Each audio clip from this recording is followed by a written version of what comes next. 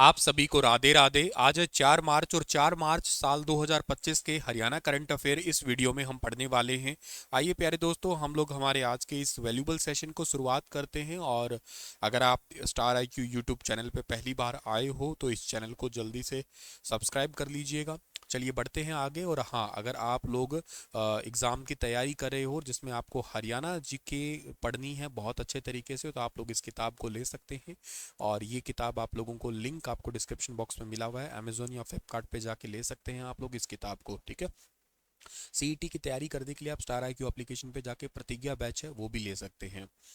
Last session में मैंने आपसे एक सवाल पूछा था कि एनसीडब्ल्यू का मतलब है नेशनल कमीशन फॉर वुमेन, इसका अध्यक्ष अभी किसे चुना गया है? तो इसका अध्यक्ष अभी हाल ही में चुना गया है विजया किशोर राहटकर को। वैसे तो मैंने यूट्यूब पे रात लाइव आके एक वीडियो आप लोगों को दिया था जिसमें इंपॉर्टेंट अपॉइंटमेंट करवाई थी टॉप 20। अभी मैं उस वीडियो का वो पार्ट 1 था, एक पार्ट 2 आज ही की क्लास में ले लूंगा मैं आज ही के दिन में। पर उस वीडियो को जरूर देख लेना, इंपॉर्टेंट अपॉइंटमेंट्स है उसके अंदर सारी की सारी। 2025 और 24 दोनों ही है इसके अंदर, 24 और 25 दोनों सालों की इंपॉर्टेंट है। और एनसीडब्ल्यू जो है ना, एक एक्चुअली स्टैट्यूटरी बॉडी है, 1992 के अंदर आई थी under the national commission for women act 1990 के अंडर ये बना था। काम क्या है सर? इसका काम है इसका to protect and promote women's right in India, महिलाओं के अधिकारों के बारे में बात करता है ये डिपार्टमेंट। और इसकी पहली चेयरमैन कौन बनी थी? जयंती पटनायक बनी थी इसकी पहली चेयरमैन। आज का हमारा पहला जो सवाल है वो क्या कहता है? आज का पहला सवाल है कि जीएसटी संग्रह में हरियाणा ने कितने परसेंटेज की वृद्धि हासिल की है? तो जीएसटी संग्रह में हरियाणा राज्य ने 20% की वृद्धि है वो हासिल की है, 20% की। आ, जो हरियाणा राज्य है हमारा, हरियाणा राज्य ने जीएसटी संग्रह टॉप 5 राज्यों में शामिल हुआ है। फरवरी 2025 में देश के प्रमुख राज्यों में जीएसटी संग्रह में सबसे ज़्यादा वृद्धि करने वाला हरियाणा राज्य है। 20% वृद्धि के साथ हरियाणा में 9,925 करोड़ का सकल जीएसटी संग्रह जो है ना वो हुआ है टोटल। अच्छा, सवाल ये आता है कि सर ये जीएसटी जो है ना ये क्या है? देखो, जीएसटी का मतलब तो आप फुल फॉर्म तो अच्छे से जानते ही होंगे, गुड्स एंड सर्विस टैक्स के नाम से इसको जानते हैं। ये आया कब था सर भारत में? तो ये भारत में आया था 1 जुलाई को आया था, 1 जुलाई साल 2017 को इसको लागू किया गया था। जीएसटी डे भी हम लोग 1 जुलाई को ही मनाते हैं। जितने भी पुराने इनडायरेक्ट टाइप के टैक्स थे, जैसे वैल्यू एडिड टैक्स होता था, वेट टैक्स होता था आपका, या सर्विस टैक्स होता था, या कोई प्रोडक्ट पे टैक्स लगता था आपका, कोई भी ऐसे टैक्स होते थे, उन सभी को मर्ज करके एक ही टैक्स बना दिया है। तो मतलब ये समझो जीएसटी की सबसे बेस्ट फीचर यही बना कि ये वन नेशन आया, ठीक है ना, one nation and one tax, one nation one tax है, इस पे काम करता है ये। तो पूरे भारत में एक समान टैक्स कर दिया। तो मल्टी स्टेज के जो टैक्स है ना वो उस पे एक ही टैक्स को कर दिया गया। सबसे अच्छी बात यही होती है इसके अंदर। अब दूसरी बात ये है कि जीएसटी जो है ना एक्चुअली वो पहली बार इसका विचार लाए कौन थे? तो साल 2000 के अंदर इसका सबसे पहली बार विचार लेके आए थे अटल बिहारी जी, लेके आए थे, अटल बिहारी वाजपेयी जी लेके आए थे। इसका जीएसटी के ऊपर सबसे पहली बार विचार उन्हीं का ही था। फिर उसके बाद में साल 2006 के अंदर ना मनमोहन सरकार थी, उस टाइम पे जीएसटी लागू करने का एक प्रस्ताव रखा गया था।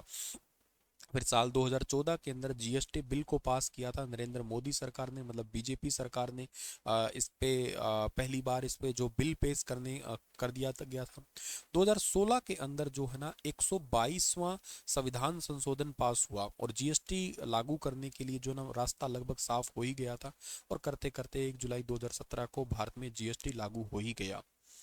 इंडिया में जीएसटी के अलग अलग टाइप है, जैसे कि आप एक तो सीजीएसटी को देखा करते हैं। सीजीएसटी मतलब क्या होता है? ये सेंट्रल गुड्स सर्विस टैक्स होता है जो केंद्र सरकार लगाती है एक्चुअली।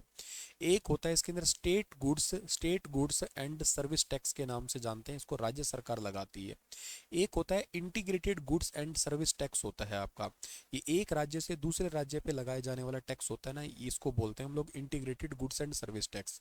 और एक होता है union territory goods and service tax होता है आपका, यूटीजीएसटी है, जो कि यूनियन टेरिटरी पे लगता है ना आपका, उसको यूटीजीएसटी के नाम से जाना करते हैं हम लोग। जीएसटी आने की वजह से जो है ना एक तो सेंट्रलाइज सिस्टम हो गया, सारे टैक्स एक ही हो गए। दूसरी बात क्या है कि ट्रांसपेरेंसी हुई है। ट्रांसपेरेंसी का मतलब यह है कि टैक्स चोरी जो है ना वो थोड़ी कम होगी, इससे ई वे बिल वगैरह सिस्टम है वो जनरेट होंगे। व्यापार करने में थोड़ी आसानी होगी, भारत के किसी भी स्टेट के अंदर कर सकते हैं। और ओवरऑल जो डबल टैक्सेशन का सिस्टम था ना वो खत्म हो गया है। इंडिया में जीएसटी की स्लैब क्या है सर? देखो 0% स्लैब है। एक स्लैब है 5% वाली है, एक 5% के साथ साथ 12% की स्लैब है, एक 18% की स्लैब है और एक मैक्सिमम है 28% की है। 0% में जैसे अनाज पे जीएसटी नहीं लगता है, दूध पे नहीं लगता है, फल सब्जी है, एजुकेशन है या हेल्थ सर्विसेज है, उन सबको 0% में रखा है। 5% में जो बहुत ही नेसेसरी चीज़ है जैसे कि चीनी, चाय है, रेलवे टिकट वगैरह है या चाय कॉफ़ी वगैरह, वो सब इसमें आ जाएगी। 12% में ये मोबाइल आते हैं, रेस्टोरेंट की सेवाएं आती है, दवाइयाँ आती है। हेल्थ सर्विसेज अलग चीज़ होती है, दवाइयाँ अलग है। दवाइयाँ लगभग 12% में आती है, लेकिन जीवन रक्षक दवाइयाँ हैं उनको इस बार जीएसटी से हटाया जाएगा। इस बार बजट में कहा था ये। 18% में साबुन, शैम्पू या इलेक्ट्रॉनिक सामान अपना आ जाता है। 28% में लग्जरी चीज़ें आती है जैसे कि आपका एसी हो गई है, कार हो गए हैं, ठीक है ना। सिगरेट भी 28% वाली कैटेगरी में आती है। ऐसे कई सारे प्रोडक्ट है, मैं तो आपको एक एक, दो दो करके एग्जांपल बता रहा हूँ बस, ठीक है। तो जीएसटी लागू होने से इंडिया में ओवरऑल क्या हुआ था, 17 टाइप के अलग अलग टाइप के टैक्स होते थे, वो खत्म हो गए। तो सबसे बेस्ट बेनिफिट इसका यही निकल के आया है आपका, ये याद रखना है आपको, ठीक है। चलिए सर आगे बढ़ते हैं। अगला सवाल हमारे पास में क्या रहेगा नेक्स्ट। अच्छा एक बात और है कि अभी रिसेंटली बारिश हुई है, उसकी ओले वगैरह गिरे हैं, उसकी वजह से फसलें खराब हुई है। तो मुख्यमंत्री नायब सिंह सैनी के निर्देश दिया है कि ई क्षतिपूर्ति पोर्टल है, ई क्षतिपूर्ति पोर्टल के ऊपर बेमौसमी बारिश से हुए नुकसान की जानकारी अपलोड करके किसानों को जो है ना उनकी भरपाई करवाई जाएगी जल्द ही जल्द। नाबार्ड ने हरियाणा के लिए साल 2025-26 के लिए कितने रुपए का क्रेडिट प्लान है वो घोषित किया है। तो नाबार्ड ने हरियाणा के लिए 25-26 के लिए 3.14 लाख करोड़ रुपए का क्रेडिट प्लान है वो घोषित किया है। नाबार्ड यानी कि national bank for agriculture and rural development के नाम से इसको जाना करते हैं हम लोग। अब पहली तो बात ये करते हैं कि ये क्रेडिट प्लान जो है ना एक्चुअली होते क्या है, क्रेडिट प्लान का मतलब क्या है सर। तो नाबार्ड का जो क्रेडिट प्लान है आपका, नेशनल बैंक है आपका जो rural agriculture and rural development पे काम करता है। तो क्रेडिट प्लान एक प्रकार की समझो वित्तीय योजना होती है, फाइनेंशियल हेल्प होती है। जो भी ग्रामीण क्षेत्र के अंदर एग्रीकल्चर के अंदर यानी कि कृषि केंद्र हो गया या छोटे छोटे उद्योग होते हैं, जो आपके छोटे उद्योग कह लो या मझले उद्योग कह लो, या गांव के अंदर जो आपके सेल्फ हेल्प ग्रुप होते हैं, सेल्फ हेल्प ग्रुप होते हैं, उन सभी को फाइनेंस प्रोवाइड करवाना होता है, जिससे गांव के लोगों को एक इकोनॉमिकली डेवलपमेंट मिले, आर्थिक विकास के देखने का जो है ना वो अवसर मिल पाए। तो सबसे पहला काम ये क्या करेंगे, सबसे पहला काम ये किसानों को लाभ देंगे। इस क्रेडिट प्लान के अंदर क्या करेंगे, सबसे पहले किसानों को ही देखा करते हैं। किसान को किस चीज़ के लिए, मान लो कोई किसान खेती कर रहा है उसके लिए हेल्प करेंगे, कोई पशुपालन कर रहा है, किसान पशुपालन कर रहा है तो उसको हेल्प कर रहे होंगे ये, मछली पालन कर रहा है तो उसको हेल्प करेंगे ये। दूसरा होता है ये काम करते हैं ग्रामीण विकास पे भी काम करते हैं ये, ठीक है ना, ग्रामीण विकास। अभी ग्रामीण विकास क्या है सर, ग्रामीण विकास मतलब क्या है, विलेज डेवलपमेंट जो होता है ना, उसमें जो एमएसएमई इंडस्ट्री होती है, छोटे या मझले उद्योग होते हैं, सेल्फ हेल्प ग्रुप होते हैं आपके, ये कृषि आधारित जितने भी उद्योग हैं उनको ये फाइनेंस प्रोवाइड करते हैं। एक काम ये स्वरोजगार भी पैदा करते हैं, ठीक है ना, स्वरोजगार। स्वरोजगार मतलब क्या है, कोई स्टार्टअप करना चाहता है तो स्टार्टअप में भी हेल्प करते हैं ये।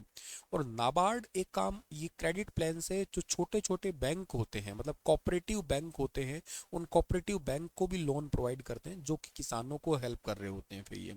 तो ओवरऑल इनका एनुअल जो क्रेडिट प्लान होते हैं ना, जिनको आप लोग एसीपी के नाम से जाना करते हैं, इनका काम यही होता है कि बैंकों के लिए लोन वगैरह प्रोवाइड करना और के साथ साथ बैंक, छोटे बैंकों को लोन देना, और छोटे उद्योग, एजुकेशन है, रहने के लिए, उन सभी को फाइनेंशियली हेल्प देना।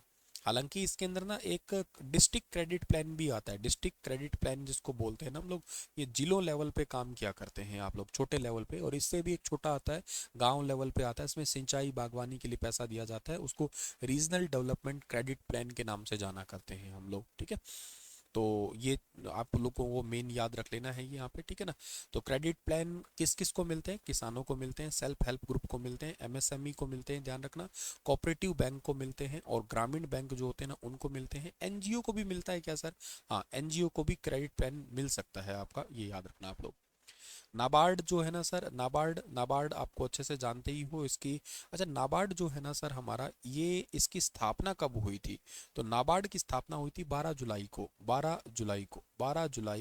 1982 को जो है ना इसकी स्थापना हुई थी। 1982 को स्थापना हुई थी। भारत सरकार का जो आरबीआई है ना उसके द्वारा इसको सेटअप किया गया था। मुंबई में इसकी स्थापना हुई थी, हेडक्वार्टर मतलब इसका मुंबई में। और जो साजी है ना वो वर्तमान में इसके चेयरपर्सन है, ये याद रखना आप लोग। नेक्स्ट है कि रोहतक में स्थित चिड़ियाघर में शेरनी सुधा के शावकों का नामांकन किसने किया है? तो इसके शावकों का नामांकन अभी किया है राव नरवीर सिंह ने। 3 नर है, 4 मादाओं का नामांकन किया है कैबिनेट मंत्री ने। नर शावकों का नाम चैतन्य वीरू रखा है और तीसरे नर शावक का नाम रखा है संजू। इसी तरीके से 2 मादा शावकों का नाम रखा गया है दिया और दूसरी का नाम रखा गया है नाव्या। ठीक है ना, ये नाम रखा गया है। और एक मादा शावक को उपायुक्त धीरेन्द्र खटकर ने चंचल नाम दिया है। चौथी मादा शावक का नाम अनु रखा गया है यहाँ पे। इसके अलावा गुरुग्राम के अंदर हरियाणा के, देखो ये है कौन सर वैसे, राव नरबीर सिंह हरियाणा के वन और वन्य जीव मंत्रालय या पर्यावरण डिपार्टमेंट को जो है ना देख रहे हैं। आने वाले 6 महीने में हरियाणा के अरावली में लगभग 10,000 एकड़ का जंगल सफारी भी सेटअप करने जा रहे हैं ये, जो कि दुनिया का सबसे बड़ा जंगल सफारी होने वाला है।